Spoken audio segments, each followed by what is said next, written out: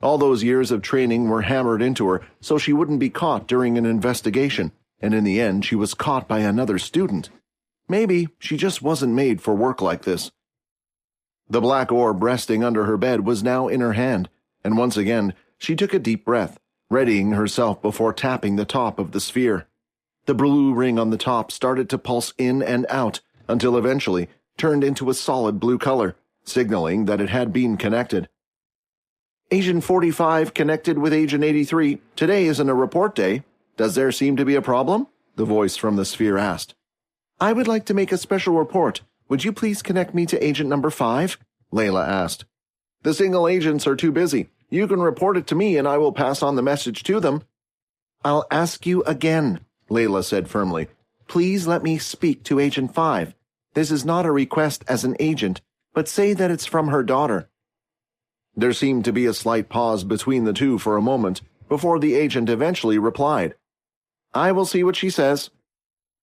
Layla waited while the other agent contacted her mother. In the Pure organization, they had special numbers associated with each agent. The number system could be split up into 4 different categories. The first group of people was the hundreds. These agents of Pure were given no such number ranking.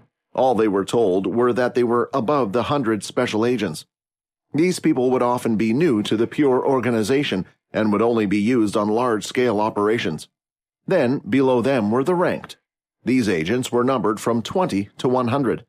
These were special operative agents whose numbers were based on their position within the organization. The lower your rank was, the more powerful you were. The third group was the higher ranked, going from 6 to 20. Because they were quite different compared to other agents because they were mainly there due to the power. And then finally, you had the final 5. Some of these members were the original creators of Pure and also the strongest within the organization. When Layla was first introduced to the ranking system, she found it weird. For a group that was so hell-bent on outcasting hierarchy in society, it was strange for their group to have one. But they always said that it was different because they all had the same goal in mind. It would only be this way for now until they achieved their goal, and then they would get rid of the ranking system. By then, equipment, wealth, and resources would be distributed equally.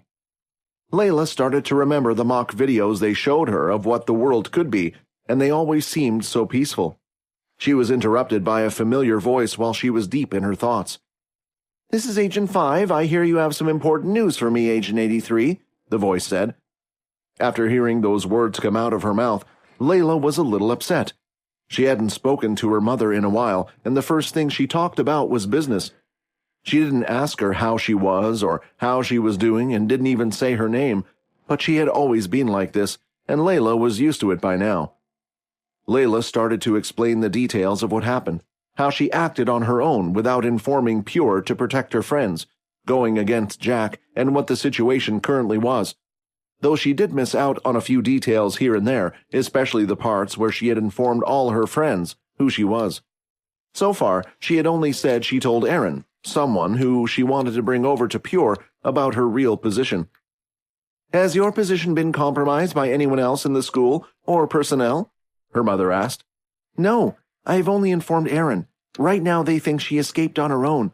They are looking for her, and she has no ability, as well as nowhere to go. If you can, please help her. Don't worry, she replied. We will do our best. Anyone who has been affected by True Dream will be accepted. We shall treat her well. However, you have gone against our code. Although you were not caught, you took action without asking for permission, and you even went as far as to use our name. Your punishment will be decided when you come back to the base. For now, you shall be demoted from position 83 to position 100. Update me when you have the location Erin will be sent to. We will have someone on standby waiting. Oh, and one last thing. Layla, I am waiting for you. Soar through the ranks.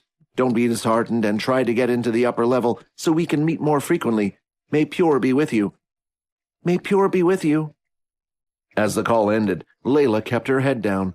A demotion was quite a big punishment. It had taken Layla a long time to rise through the ranks, and just like that, she was at the bottom, barely hanging on to the numbered positions. When she was at the base, she rarely got to see her mother much. Her mother always told her as long as she was loyal to Pure and the cause, Eventually, she would rise to the ranks and have a seat next to her. So far, she had been as loyal as can be and followed everything in the book. But everything slightly changed when she met Quinn and the others. She started having fun and enjoyed her time at school. Sure, there were bad people in the world, but not everyone abused their powers. There were those like Erin who didn't even understand the injustice and discrimination currently happening. Layla felt like they just needed to educate the world more. She started questioning if Pure's forceful ways were the right thing to do, which is why she was hesitant about reporting Quinn and the others. If there was a chance she could leave the organization without receiving a punishment, she might have even considered it. And now, thinking about it, she was about to send one of her best friends to such a place she no longer wanted to be a part of. The two boys were closely following Leo as he walked around the school. It seemed like he was taking them towards the portal room at first. However, when they were about to reach the room, their path slightly changed. Quinn and Vorden both wanted to ask him where he was planning to go, but they were too afraid to do so. All the while walking, Vorden would constantly look around. He still had his doubts and felt like perhaps they were being led right into the den of their enemies. In the middle of their little stroll through the familiar pathways, another female, who they had seen a few times, met them. "Sergeant Leo," Faye said. "Where are you heading to? Didn't you receive the message?" she asked. "Sorry, I was busy training, and it seems that no one bothered to inform me. Is it something urgent?" he replied. "There has been an update about the situation of the two students who ran away from their punishment. It appears that somehow Pure has already gotten their hands on both of them." As the two boys listened in on the conversation, they snappily turned their heads to look at each other. Relief visited their consciousness, since it must have meant that Logan had successfully sent the fake video over. The contents explained how members of Pure had already triumphantly retrieved Peter and Erin. "I see," Leo replied. "So has the search party for them been called off?" "Not quite. We, including a few other soldiers, have been called back for a meeting. Perhaps it was to discuss the next course of action." As Faye finished her words, she spotted the two boys standing not too far away from Leo. At first, she thought that they were just two students who were taking a walk around the school, but she quickly realized that they also halted their steps when Leo did. The other thing that they noticed was they weren't just any students. They were the first-year students who she had been seeing more than she would have liked to. Wherever these two went, it seemed like trouble was simply lurking in their shadows.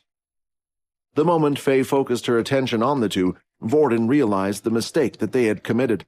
Usually he was good at this type of thing, and would have carried on walking to not incur a suspension.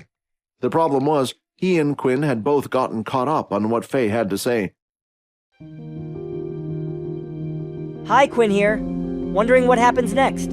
If you want to jump the queue and unleash all episodes, click on the link here and install the Pocket FM app.